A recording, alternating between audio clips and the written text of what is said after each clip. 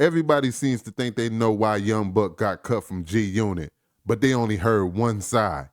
Here's his. Let's get into it. Yeah, speaking of that, so the whole situation that happened was because of the royalty interview, right? Yeah. But here's something that I've never heard anybody mention.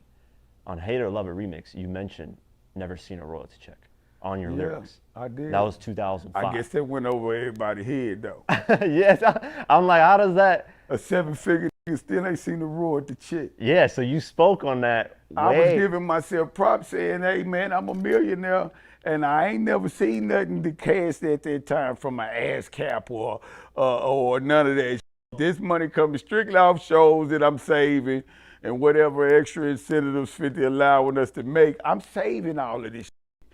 So I'm speaking this shit, but it was really that. And I think it wasn't an issue then, but like I say, it went over everybody's head. Yeah, because I was listening, I was like, how is that? That's crazy, because that happened, the whole royalty thing happened like in, what, 2000, early 2008, 2007, something like that. I think that interview came out in early 2007, but yeah.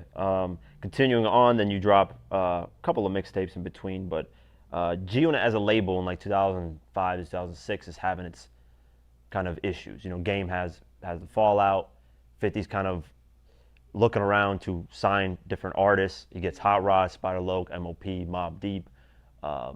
Tries to sign Mace, but obviously the whole Diddy situation doesn't go right with that. And then you're gearing up to drop your sophomore album. You have Hot Rod that was supposed to drop his album. Mobb Deep dropped Blood Money, which you were on that record. That was really dope. Give It To Me, I think, that track. Yep. That beat is crazy too. Yeah, rest in peace to Pete, man. I wish I could have had a little different conversation with Pete before he left, man, but salute to the Deep, Mobb Deep for sure. They're legends, man, in Queens. Even Havoc right now is killing it still, so shout out to him too. So yeah, they're doing that whole run. Mobb Deep drops Blood Money. Hot Rod's supposed to drop, but he doesn't have his record. Then Banks drops Rotten Apple, and then it's your turn. So I felt like the promo wasn't there because as a fan, I wasn't seeing you around as much as I was the first go around. Same with Banks. It was starting to get rocky again around that time. That's, you know, him and Shot Money wouldn't see eye to eye, and Shot Money was left to basically manage basically me and Banks, but I had the project that was coming out around the time that him and 50 started seeing, you know, didn't see eye to eye. So whatever kind of was playing out with them was kind of affecting me too. And I think that plays a part in why the promotion didn't. All plays a huge part. Because 50 was like, you know what, that shit. Shot was like, no, man, that, bro, we gotta do what we gotta do. 50 like, man, that shit, I'm rich. Buck gonna be good. No, man, I'm just talking, but I don't know exactly what the full energy or whatever they had going on, but I feel like it did play a part in 100%. in holding my project back, Buck the World for sure. I was talking to Charlie, and I was like, I think the three things that had the G-Unit kind of the problems with G-Unit as a label was Sha, the issues with Sha, because Sha was the one getting you guys beats, was making like the formula. The formula was going away when they had the split. Yeah. That formula was gone. Yeah. Then 50 going against Jimmy Iovine, the guy who's obviously the CEO of Interscope. Man. That's not the best idea. And then you got Game doing his thing too, adding in on. So it's like a perfect formula for G-Unit to have their issues. Yeah. With albums coming out, with promotion, with all that. That's exactly how I think a lot of it kind of played and affected it too was, you know, with him and Jimmy as well, it might have not been something personal Jimmy had did to me, but the office works under Jimmy, so the promotional side of the office probably felt like he ain't right with the boss. I don't know if we're gonna run him through there or through here or through there. Whatever it is, I honestly don't know. I done dealt with the punches and just kept pushing. Sound like to me, Buck done got caught in between some things.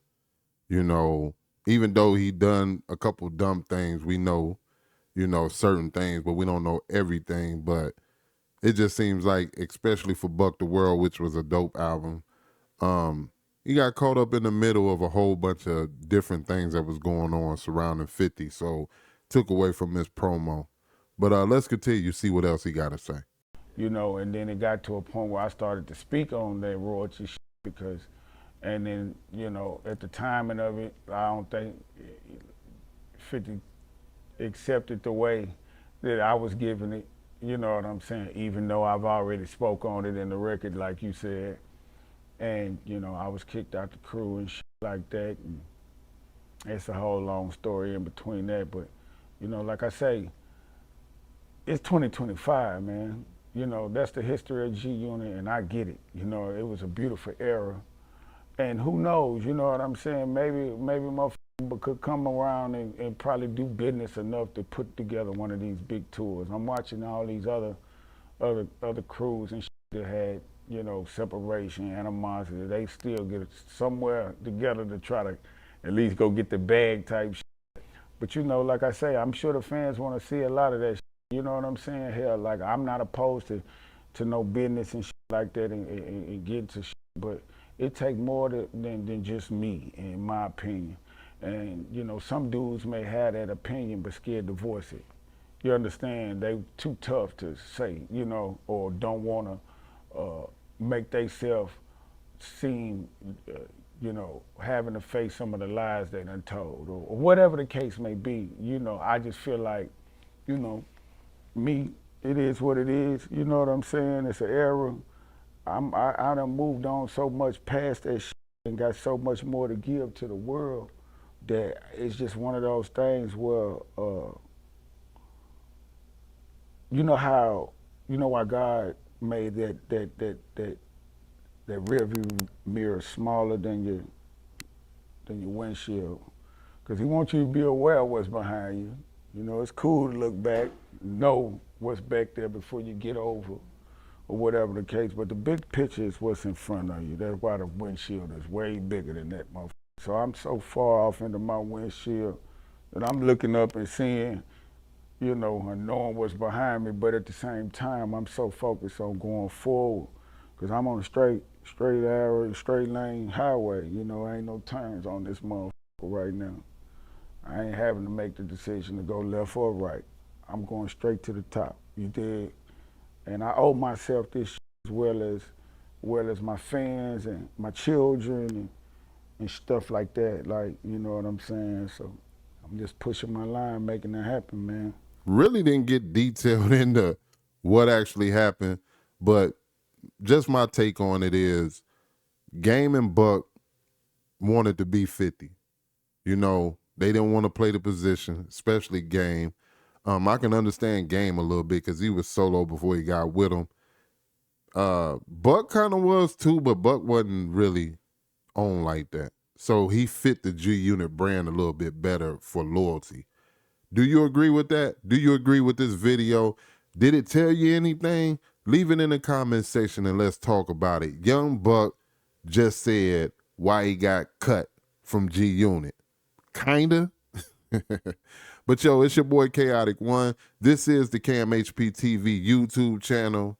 And if you like it, hit that subscribe button. Make sure you hit the like button on this video and help push it out there. And until the next time, I holla. Peace.